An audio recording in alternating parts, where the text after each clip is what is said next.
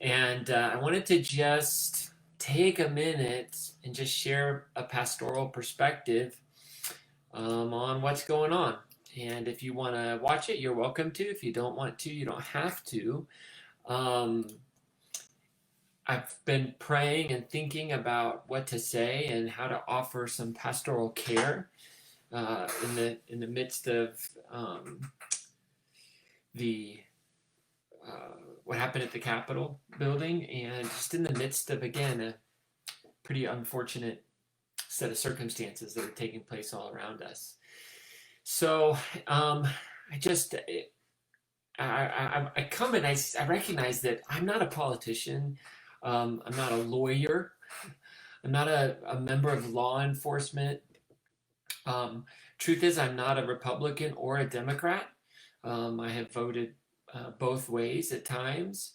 Um, uh, I I have opinions about what happened yesterday, why they happened, uh, what or who is responsible for it. But the reality is, those are just opinions. And what I am is at heart a pastor. I'm a theologian. I think about God. I think about the work of God in this world. I do it from the point of Judeo-Christianity. I, I try. I feel like my calling, my vocation, is to offer spiritual care and guidance for people as we navigate this world, particularly that spiritual guidance grounded in the person of Jesus and what Jesus taught, um, who Jesus was, what we know about Jesus. Um, and so, like, that's the lens with which I want to kind of talk about what's going on and, again, just share some pastoral thoughts. And so, here's some things that I believe to be true. And I want to speak what I believe to be true, not in a way that promotes polarization or anything like that. I want to say I don't fit into a camp that everything that all people do is one or the other, right? Like good or bad. I think that, and I've talked with people that there are good things that have come from every president. There are, people think there are bad things that come from presidents. And so to polarize, and I just want to be really cautious about that. But I think we do have to be truthful in what we see, and we have to be honest. We have a tradition within Christianity of prophetic voices speaking truth into circumstances where power is abused, where violence is portrayed. We have wonderful examples of David being confronted, um, being confronted in his sin, being confronted in his violence. Um, and we have examples of Jeremiah confronting leaders in power and it costing him greatly, being kidnapped and speaking truth. And so I want to just speak some things that I believe to be true. More importantly, what do we do as people who are peacemakers, right? As people who live out this call to be peacemaking in such a time as this. So a couple of things I think to be true. Number one, lies and deception always have consequences. And yesterday, those consequences were of the highest order. 4 lives were lost to violence, 4 families altered forever. I don't know much about the 4 families. I don't know if we now have children without parents, but we certainly have family units that have been altered forever because of a lie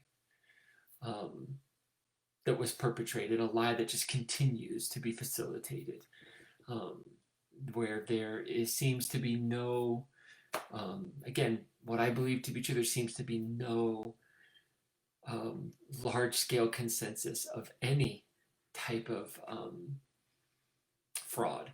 But that lie just continues to be perpetrated by certain leadership.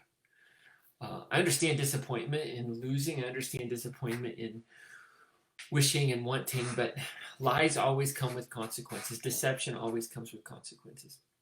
Another thing I believe to be true is that the demons of power and privilege distort truth and corrupt the cause of justice and mercy. That power and privilege come with such evil sometimes. And once you have power and once you have privilege, your truth and truth around us can get so distorted because we're so afraid of losing power and privilege. And then the cause of righteousness, of justice, the ability to be merciful, those things fall to the side. They get pushed away because it's demonic. Like power and privilege, it can be demonic. And it perpetuates evil in our world. And it corrupts the way we see and the way we understand things. I think about traveling to Romania and spending time talking with my friends about living under a dictator and the way in which power and privilege distorted uh, the dictator's understanding of what was actually happening in their country. What that dictator actually believed to be true about their country when all the evidence was contrary. And what was done to manipulate that leader into believing that there was abundance when people were dying of starvation and the shelves were empty. Hearing stories about how advanced teams would go into little villages and stock all the markets with food and supplies, and then the dictator would drive through in their caravan, and there would be this big display of abundance, and they would drive through, and the dictator would think, oh, everybody's taken care of. But then there would be a team that would follow the dictator, removing everything from the shelves, bring it back to what it was. So power and privilege distort truth, corrupts the cause of justice and mercy. And then thirdly, I think that everything rises and falls on leadership. Everything rises and falls on leadership. The way in which leaders lead, the rhetoric, the language, the tone, the tenor, the values, everything rises and falls on leadership. And we are seeing, I think, a real failure in leadership. And so, what do we do, right? What do you do? So, just thinking pastorally, there's two scripture verses that come to mind in this moment that I wanted to just read to you. And one is a proverb. Interestingly enough, Proverbs is probably a collection of wisdom sayings that was really geared towards an upper class group of people that functioned within the court. These were probably educated people. They had a certain amount of privilege. These kinds of wisdom things worked for them because they were stable, right? They had stable environments that they lived in. But Proverbs 26, 4 through 5, it says this: do not answer fools according to their folly, lest you too become like them. And answer fools according to their folly, lest they become wise in their own eyes. So now I want to just kind of talk for a minute about what does it mean as a peacemaker? How do we respond? How do we listen? How do we engage the issues of our day? How do we speak about things that we might disagree with, but not do it in a foolish way? Right? How do we not become part of the problem by speaking up against the problem? And first is this: I think we have to recognize that there are times where engaging in conversation, engaging in a process of correction, it produces nothing good. And we have to exercise wisdom to know where is it actually possible to create change, and where do we actually exert our energy and effort. Because I do think we have a lot of foolish things happening. I think we have fools acting in their folly and responding to fools in folly, and it just continues to be a cycle. So how do we know? And we have to pause and exercise. Okay, like where do I do here? What do I say here? And I think there's this side of like when we're engaging, we have to understand, like, is there violence? Is there life at stake? Is something going on that is producing pain? And then we have to step in and try and offer correction. We try and answer a fool according to their folly, lest they become wise in their own eyes. So there is a nuance to it. Jesus said it like this, or at least Matthew has Jesus saying, and I don't know, he says in Matthew 7:6, do not give what is holy to dogs, or throw your pearls to swine, lest they trample them underfoot and turn and tear you to pieces. There's a wisdom kernel in here that we have to recognize. Are we dealing with such a closed system, closed-minded realities or people that to offer any measure of wisdom or any type of conversation is not going to bring about any good fruit? And so I think what I want to encourage you to do is, as you're engaging and as you're thinking about this, Um, Particularly if you are in a space where you're saying, boy, there's just this lie that's been perpetrated and it just continues to produce violence, and there's a polarization, and there's such ethical issues, and you're saying, well, how do I engage? And you start to get engaged with people in social media or in your family or friends. You just have to recognize, is this a person? Am I having an honest conversation, a dialogue where we're trying to understand why a person would believe something or not? And if you're feeling like all I'm experiencing is just a person who wants to be right, doesn't want to grow, doesn't want to have conversation, then I just encourage you to don't waste effort and energy. So here's a few things as you walk through this, I want to encourage you to do as a peacemaker, right? As one committed to peacemaking. In your engagement and in your behavior and your actions towards the unjust behaviors in leadership, right? Commit to creating no more victims, right? Don't create any more victims in your language, in your actions, whatever you're doing, in your movement towards justice and righteousness. Commit to doing it in such a way that creates no more victims. And that's something that we see in the life of Jesus. So as we speak out against behaviors and tweets and lack of leadership, as we speak out against violence, let's not create more victims. Let's be careful that we recognize that all people are made in the image of God and bring a measure of dignity to that, to our own actions and our own language, lest we become the fools ourselves. So I want to encourage you, don't waste your time on conversations that will produce no good fruit. Right? I mean, don't do it. It just will frustrate you. It will just make you go insane. So don't waste time on conversations or engagement with people that just isn't going to produce any good fruit. And I would encourage you, avoid categorical language. Those Republicans, those Democrats, the liberals, the conservatives, avoid categorizing people. Because while what happened yesterday was certainly perpetrated by a whole bunch of people that would call themselves one political party, they would say they were probably Republicans. It's such a small fraction. We have to be careful because there are wonderful people who would call themselves Republicans that share certain values with that party or that political platform, but they would say that the behavior of the few was abhorrent. And so we have to be really careful that we don't speak categorically. Same of Democrats, same of independents, whatever it might be. The categorical understanding. I have friends um, who are Republican, and they're appalled by the behavior. I have friends who are Democrat. They're appalled by the behavior. So let's speak out against the behavior that we find appalling. Let's speak out against the delusion that exists, but let's not speak in categories. Because when we do that, we lump everybody together and we're not honoring the individual heart. So avoid categorical language in your rhetoric as a peacemaker. Um, and remember that your enemy's not flesh and blood, right? I mean, we don't fight against flesh and blood. There are spiritual powers at work in this world. There's fear and there's hatred and there is lust.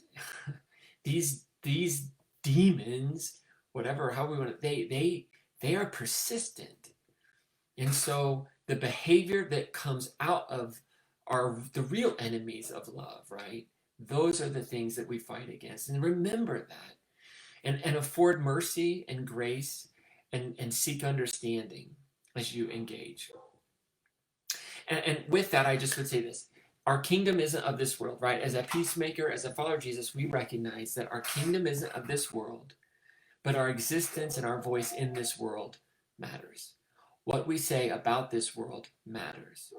And so I think when people that are of faith say, oh, it doesn't matter which side you voted for, or it doesn't matter who's in office, God's on the throne, these types of sentiments, they're not accurate, because it does matter. Like the values and the character of leadership matters in this world.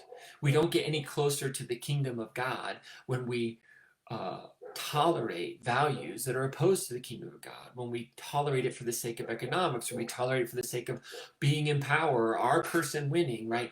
We do no service to the advancement of humanity. So it does matter. And and a person can hold this sentiment that God is on the throne. Not that I believe there's a throne somewhere that God sits on it, but the idea that the universe is good, the idea that there is a sense of of movement, of control by God, uh, that doesn't excuse us for allowing unjust and violent leaders to remain and stay in power, and to not use the resources that we have to seek the kingdom of God in everything. And so uh, I think for me, one of the most disappointing things that I'm seeing in all of this um, is just this belief that somehow God is in the middle of this.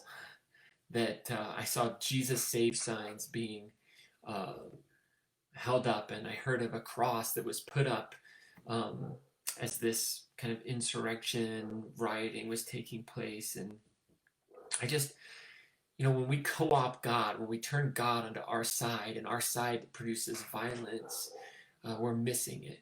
And I don't believe that in any way, shape, or form that's the Jesus of the Gospels. Um, and so I just denounce that type of behavior as anything other than taking God's name in vain, and trying to put God on our side instead of us putting ourselves on the side of love and justice and mercy and humility. So I think we ought to be praying for our leaders. Um, I think we'll all have opinions about this, but it is appalling to me that as that so many Christian leaders um, are unwilling to say that some of the behavior that has taken place and the language is very unchristlike. And I don't believe that that the kingdom of God is about borders and boundaries. I believe that it is border and boundaryless. That was the whole point. That God is universal, and that that in any way, shape, or form we ought to be putting our hope in people. But that doesn't mean we shouldn't doesn't mean we shouldn't think and look and vote and align ourselves as people of faith with those leaders that seem to share the values of of caring for the poor, of caring for creation, of um, understanding that God is present in all things and all people. These principles of equality, things like that. And so um, we ought to be praying for one another and praying for our leaders. But those are just some thoughts about what's happened over the last few days, and as we move into the next couple of days. Um, so yeah, there it is. As people of faith, we ought to not expect God to be on our side, but we ought to side with love, and we ought to side with truth. Um, and we ought to speak out against injustice and evil behavior, while honoring that the oppressor is made in the image of God just as much as the oppressed one, and that's hard to do. So, all right, so there's just a few thoughts in the midst of everything going on. I'm sure that anytime anybody says anything about your person or whatever, we could get filled with comments and things like that. I'm not interested in getting into debates and arguments. I wanted to just share my pastoral heart, to see us as people of faith, followers of Jesus, who are committed to nonviolence, who are committed to a way of love, a way of creating no more victims, can maybe think about the past few days and honor God in our response to the delusional behavior that we're seeing, and honor God in our response to one another and in our conversations. All right, there you go. It was good to connect with some of you. Oh, hey, Jana, you're on. Tara, thanks so much for jumping in. Thanks for watching. I know it was a little lengthy, but there it is. Just a few thoughts as I've considered these past few days. Talk to you later.